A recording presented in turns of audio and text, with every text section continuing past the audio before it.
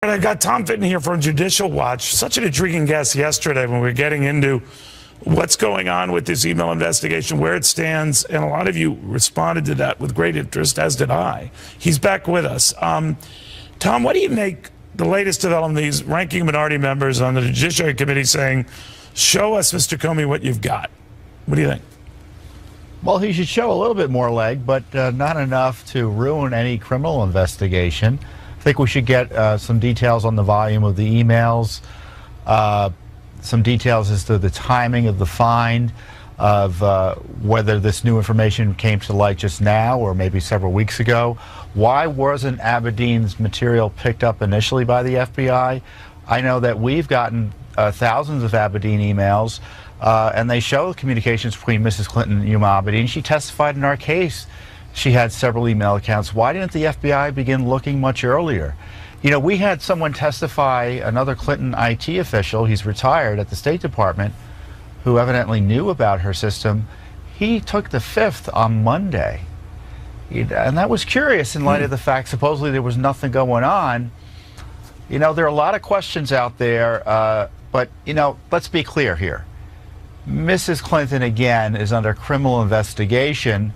There's noise about what Comey said and how he said it, and that's fine and part of the debate. But for Comey to do what he did, this is a serious issue. Right, and you were explaining this yesterday, but for Comey to do what he did, swallow some pride, essentially say, oops, I think. It had to be important enough. He might not have read everything that was thrown on his desk in a file, but he read enough to get back in contact with these guys, right? I mean, if what, you know, Catherine's report earlier, you know, he had shut the investigation down. He said no prosecution should be done. Right. The Justice Department immediately affirmed it.